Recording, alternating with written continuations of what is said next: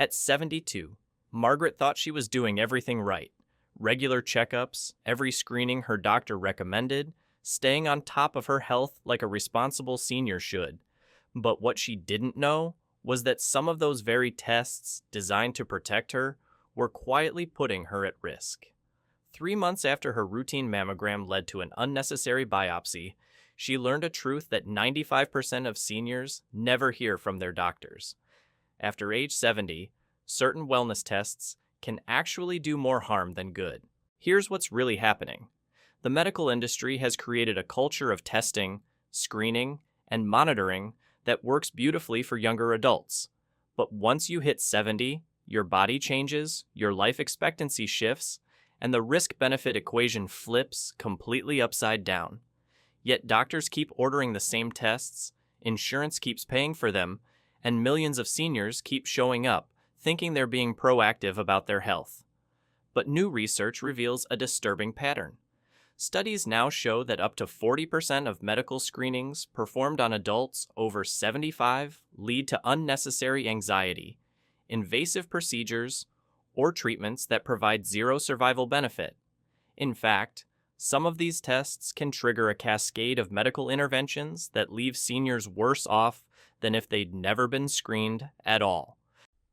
Today, we're exposing the 6 wellness tests you should seriously consider skipping after 70, backed by the latest medical research and evidence-based guidelines. What you're about to learn might contradict everything your doctor has told you, but it could save you from unnecessary procedures, side effects, and the kind of medical complications that can steal your golden years. Before we dive in, I want to hear from you. How many medical tests have you had in the past year? Have you ever questioned whether all that screening was actually necessary? Drop your thoughts in the comments below. We read every single one and reply with personalized advice based on your specific situation. Now, here's something most seniors don't realize. The same test that might save your life at 50 could seriously harm you at 75. It's not that you're too old for healthcare. It's that smart healthcare means knowing when to say no to tests that won't improve your quality of life or help you live longer. The first test on our list might shock you because it's been drilled into women's heads for decades as absolutely essential. We're talking about mammograms for breast cancer screening. After age 75, routine mammography screening often creates more problems than it solves. Here's why this matters. The U.S. Preventive Services Task Force, which sets the gold standard for screening recommendations, only supports mammograms for women between ages 40 and 74. After 75, there's insufficient evidence that the benefits outweigh the risks. Think about that for a moment. The very organization that tells doctors what tests to order says there's not enough proof that mammograms help women over 75. But the real eye-opener comes from a massive Medicare study that tracked thousands of women.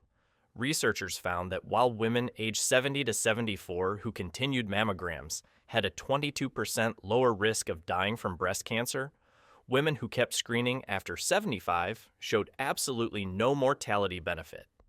Zero. The test wasn't saving lives, but it was creating plenty of anxiety and unnecessary procedures. Here's what happens when you're over 75 and get a mammogram. Your breast tissue changes with age, becoming denser in some areas and developing benign calcifications that show up on scans. These age-related changes trigger false alarms at a much higher rate than in younger women. You get called back for additional imaging, maybe a biopsy, weeks of worry, and often discover it was nothing dangerous at all. Even worse, mammograms in elderly women frequently detect slow-growing cancers that would never become life-threatening. These are cancers that grow so slowly they wouldn't cause problems in the remaining years of a woman's life. But once detected, the medical system kicks into gear with surgery, radiation, or chemotherapy that can devastate quality of life without extending it. The second test you should reconsider is PSA screening for prostate cancer, especially if you're a man over 70. This one's particularly controversial because prostate cancer is common in older men. But here's the crucial distinction. Having prostate cancer and dying from prostate cancer are two very different things. The U.S. Preventive Services Task Force specifically recommends against PSA testing in men 70 and older, stating there's moderate certainty that the harms outweigh the benefits. The fundamental problem is that PSA tests detect massive numbers of slow-growing prostate cancers that will never become dangerous. But once you know they're there, the pressure to treat becomes overwhelming. Here's the math that should concern every senior man. For every 100 men who get diagnosed with prostate cancer through PSA screening, only 1 or 2 lives might be saved.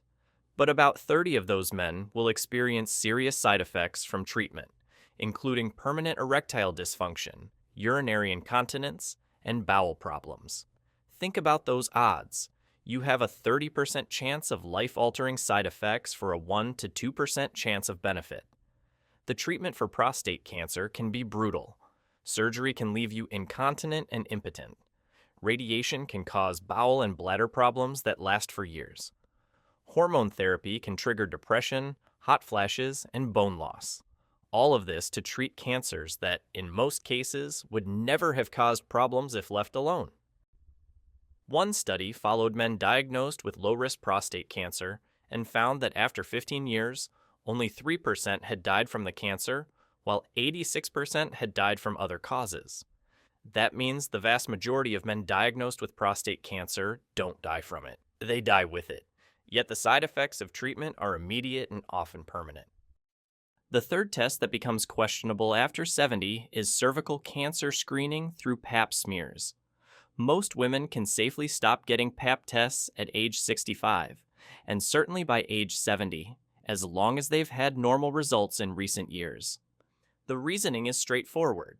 Cervical cancer takes many years to develop, and the vast majority of cases are caused by human papillomavirus infections that occur much earlier in life. If you've had 3 consecutive normal Pap tests or 2 negative HPV tests in the past 10 years, and you're over 65, your risk of developing cervical cancer is extremely low.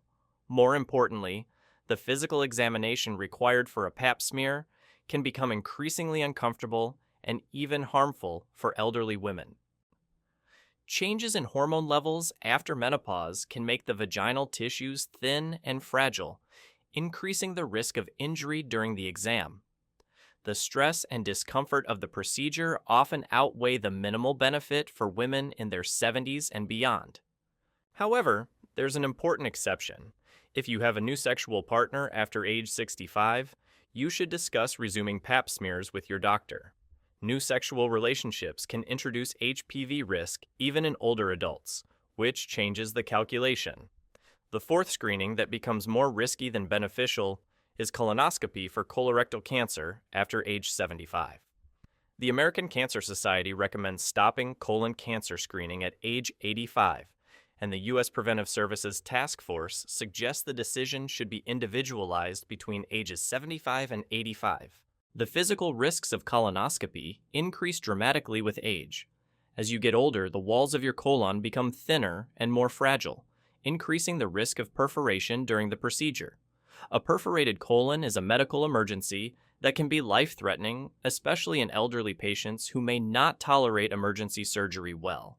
The preparation for colonoscopy can also be dangerous for frail seniors. The powerful laxatives required to clean out the colon can cause severe dehydration, which increases fall risk and can trigger dangerous changes in blood pressure and heart rhythm. For seniors who are already taking multiple medications or have kidney problems, this preparation can be particularly risky. Just like with other cancer screenings, colonoscopy in very elderly patients often detects slow-growing polyps or early-stage cancers that wouldn't become life-threatening during their remaining years. But once detected, the medical system pushes toward treatment, even when that treatment is unlikely to extend life or improve quality of life. We're just getting started on this crucial topic. Coming up, we'll reveal the remaining 3 tests that can become more harmful than helpful after 70, including one routine screening that might surprise you because it's considered so basic and harmless. But before we continue, there's something critical you need to understand about why these guidelines exist. The medical community has finally started acknowledging what researchers have known for years. When you're dealing with limited life expectancy, the timeline for cancer development becomes crucial. Most cancers that screening tests detect take 5 to 10 years to become life-threatening. If you're 75 and have other health conditions, those cancers may never get the chance to harm you. This brings us to the fifth test you should question after 70: routine diabetes screening.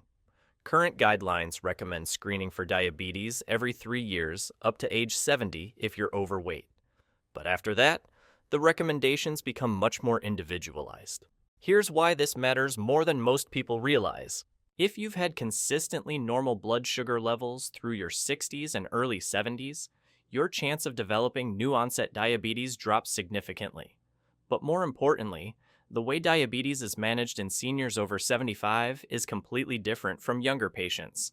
The target blood sugar levels that doctors aim for in 40-year-olds can actually be dangerous for people over 75. Tight blood sugar control in elderly patients increases the risk of hypoglycemia, which is when blood sugar drops too low. In seniors, low blood sugar can cause falls, confusion, heart rhythm problems, and even strokes. The cure becomes worse than the disease. Research shows that older adults with complex health conditions receive minimal benefit from aggressive blood sugar control. Instead of focusing on perfect numbers, doctors should concentrate on avoiding the dangerous highs and lows that cause immediate symptoms. This means that discovering mild diabetes through screening might lead to treatments that create more problems than they solve. We had a patient named Robert, a 78-year-old retired mechanic who felt great, walked his dog daily, and had never had blood sugar problems. During a routine physical, his doctor ordered diabetes screening that showed borderline high levels. He was immediately started on medication to lower his blood sugar. Within 2 weeks, Robert was experiencing dizziness, fatigue, and confusion. He fell in his bathroom and broke his wrist. When we reviewed his case, we found his blood sugar was being driven too low by medication he probably didn't need in the first place. We gradually reduced his medication, focused on gentle dietary changes, and his energy returned while his blood sugar remained stable at levels that were safe for his age.